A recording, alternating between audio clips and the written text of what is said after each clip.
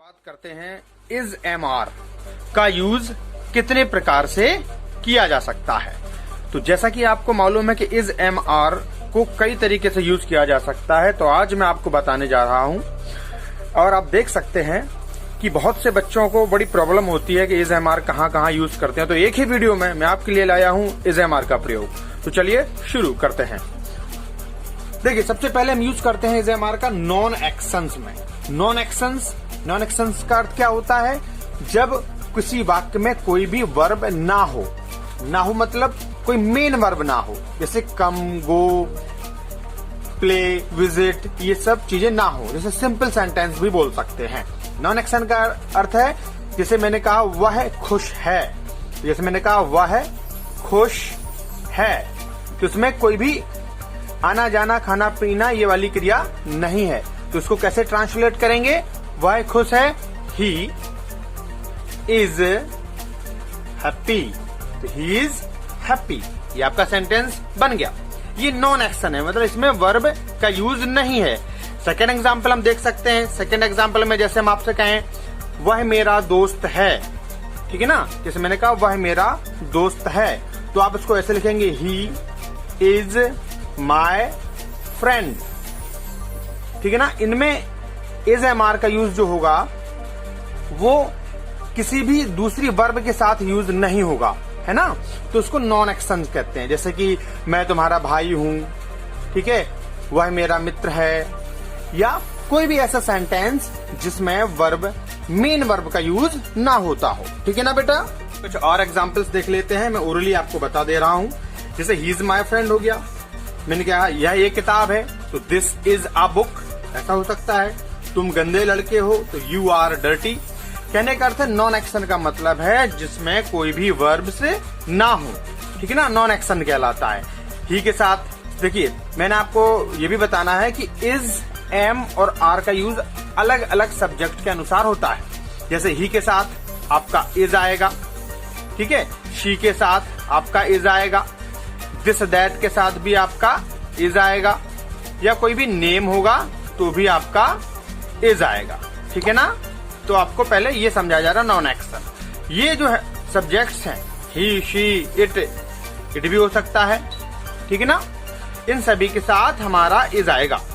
और इसके बाद हम बात कर लेते हैं कि आई के साथ क्या आएगा बेटा? आई के साथ एम आएगा, आई एम, ठीक है ना। ही, सी, इट सिंगुलर नंबर सब्जेक्ट होते हैं, और आई जो होता है वो वैसे प्लूरल में आता है, लेकिन यहाँ आई के लिए अलग से एम आता है। हम बात कर लेते हैं प्लूरल नंबर सब्जेक्ट की। तो प्लूरल में आता है यू, वी, दीज, दोज, और दे भी आ सकता है, या कोई नेम्स हो, नेम नहीं नेम्स हो। जैसे मैंने कहा राम एंड श्याम, ठीक है, ये ऐसा आपका, तो ये दो नेम्स हो गए ना, तो ये प्लूरल में आएगा। इन सभी के साथ क्या आएगा? इन सभी के साथ आएगा आपका आर आएगा, ठीक है ना। इन सभी के साथ आर आएगा। इनमें कोई वर्ब्स नहीं है। सबसे पहला जो टॉपिक है हमारा नॉन एक्शन, इसको सिंपल सेंटेंस के अंतर्गत भी देख सकते हैं। तो इसमें कोई वर्ब्स नहीं होती हैं। जैसे मैंने कहा कि ये मेरे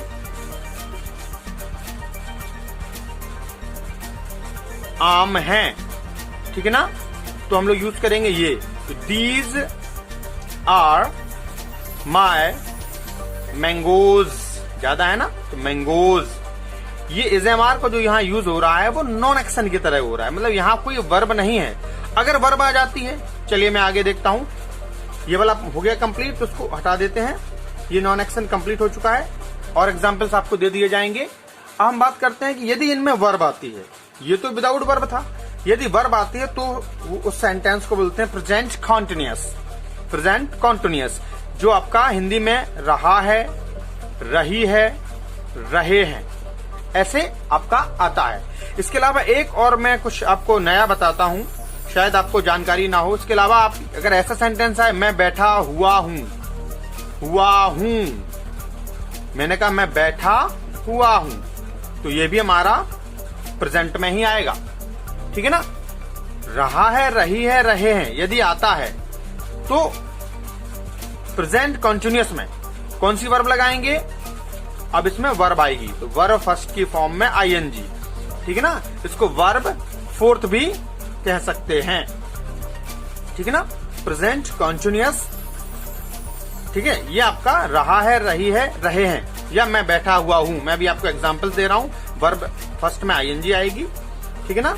तो प्रेजेंट कंटिन्यूअस इजएमआर का प्रयोग प्रेजेंट कंटिन्यूअस में होता है। जैसे मैंने कहा मैं लिख रहा हूं, मैं पढ़ा रहा हूं, तो आई के साथ एम। अब मैं पढ़ा रहा हूं तो पढ़ाना वर्ब है, तो I am teaching, I am teaching, तो ये वर्ब फर्स्ट में आईएनजी यहां लगा दी जाएगी। यदि सेंटेंस ऐसा हो कि मैं बैठा हुआ हूं, जैसे मान लीजिए मैं आपसे कहूं मैं बैठा हुआ, मैं बैठा हुआ हूं, तो इस सेंटेंस में कंफ्यूज नहीं होइएगा आप। इसकी इंग्लिश ऐसे बनेगी आई एम सिटिंग, मैं बैठ रहा हूं। इसका दोनों अर्थ है, क्योंकि वो काम कंटिन्यूअस में है। प्रेजेंट का कंटिन्यूअस का अर्थ है जब कोई कार्य जारी हो रहा हो, चल रहा हो, तो प्रेजेंट कंटिन्यूअस कहलाता है। मैं बैठा हुआ हूं, आई एम सिटिंग, ठीक है ना। चलिए, तो यहां जितने भी रहा रही के साथ आपका हिंदी आती है और वर्ब, तो वर्ब फर्स्ट में आईएनजी लगाते हैं, उसकी हिंदी होती है रहा है, रही है, रहे हैं, ठीक है ना। इस प्रकार से आपका आता है, प्रेजेंट कंटिन्यूअस टेंस कहलाता है। इसमें वर्ब होती है, ये वर्ब नहीं है, ये विदाउट वर्ब है। That is why I said this is a non action sentence. जैसे मैंने बताया था अभी, मैं लड़का हूं, तुम लड़के हो, वह खुश है, मैं दुखी हूं, ठीक है। इवन आप ये भी कह सकते हैं कौवा काला होता है, तो ये नॉन एक्शन में ही आएगा, कौवा काला होता है, द क्रो इज ब्लैक, ठीक है ना। चलिए अब बात कर लेते हैं इजएमआर का अगला यूज। इसके बाद अब ये देखते हैं इजएमआर का अगला यूज होता है पैसिव वॉइस में। तो अब इसके बारे में समझा रहा हूं। जैसे प्रेजेंट इंडेफिनिट का जब सेंटेंस होता है, उसका जब हम पैसिव बनाते हैं तो उसमें इज, एम, आर का यूज करते हैं और वर्ब थर्ड लगाते हैं। अब पैसिव क्या होते हैं? पैसिव मैं आपको एक बेसिक इंफॉर्मेशन दे रहा हूं। पैसिव क्या होते हैं? जब कर्ता के द्वारा कोई काम खुद ना हो बल्कि किसी से करवाया जाए। जैसे मैंने आपसे कहा मुझे पढ़ाया जाता है, यदि ये सेंटेंस है मुझे पढ़ाया जाता है, किसी के द्वारा पढ़ाया जाता है, मुझे आदित्य सर के द्वारा पढ़ाया जाता है, तो बनेगा मुझे कि आई एम, तो यहां वर्ब कौन सी आएगी? वर्ब आएगी third form, I am taught. मतलब ये पैसिव वॉइस का एग्जाम्पल है जब सब्जेक्ट मिसिंग हो और ऑब्जेक्ट पर जोर दिया जाए तो वहां यूज करते हैं इज एम आर के साथ वर्ब थर्ड पैसिव वॉइस में। तो ये इज एम आर का यूज पैसिव वॉइस में प्रेजेंट इंडेफिनिट सेंटेंस के लिए होता है। प्रेजेंट इंडेफिनिट सेंटेंस मतलब ताहे तिये हैं, और ऐसे सेंटेंस को जब पैसिव करते हैं तो इसका यूज किया जाता है। एक और एग्जाम्पल ले लेते हैं। जैसे मैंने कहा यह किताब पढ़ाई जाती है, यह किताब पढ़ाई जाती है। कैसे बनेगा? दिस बुक इज, इसके अनुसार सब्जेक्ट के अनुसार is, this book is taught. अब यहां लिखा होता मुझे, तो this book is taught to me. यहां मुझे लिखा होता है यह किताब मुझे पढ़ाई जाती है, उसे पढ़ाई जाती है, तो टू मी, टू हिम ऐसा लगा देते हैं। ये पैसिव है। मैं आपको यहाँ ये फोकस करने की कोशिश कर रहा हूँ कि इज एम आर का प्रयोग कहाँ यूज किया जाता है, ठीक है ना।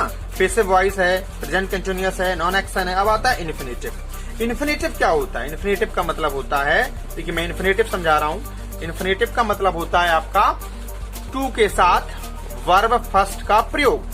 तो इज एम आर इन्फिनेटिव में भाई कैसे यूज होता है? ऐसे होता है इज टू, एम टू और आर टू।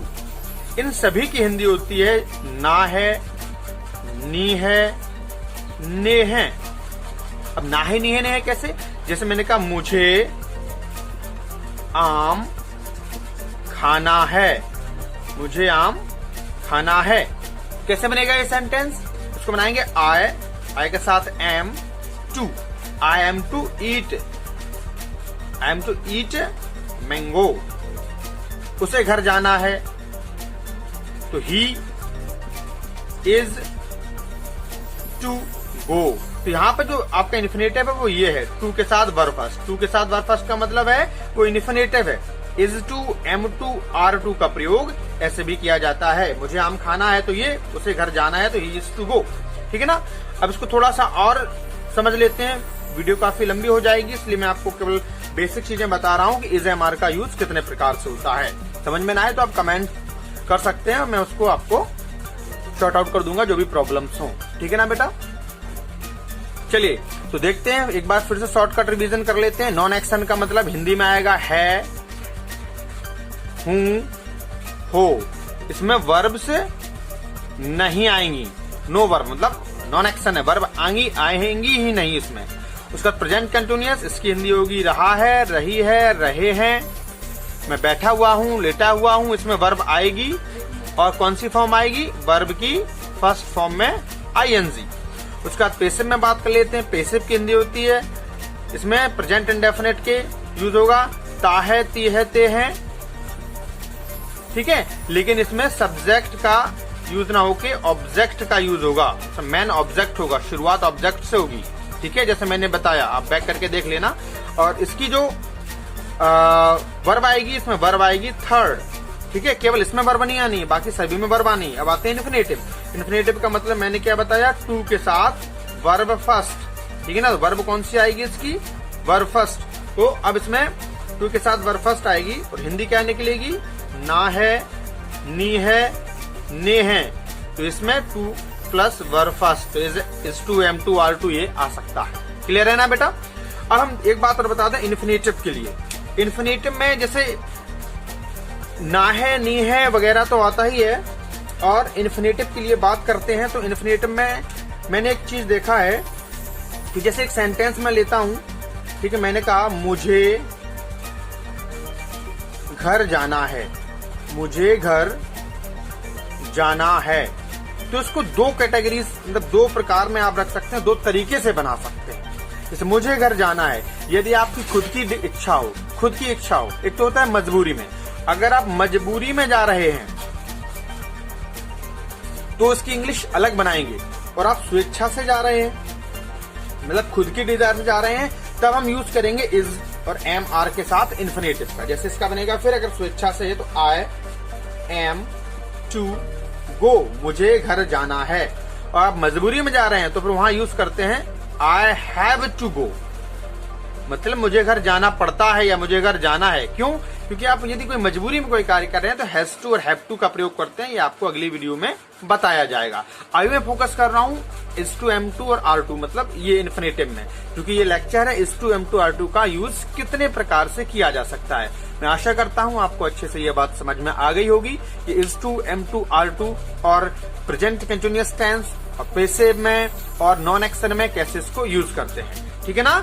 आपका बहुत बहुत धन्यवाद, और जो भी प्रॉब्लम हो आप उसके लिए बराबर हमको कमेंट्स कर सकते हैं। तो आपको मैं बहुत धन्यवाद देता हूं।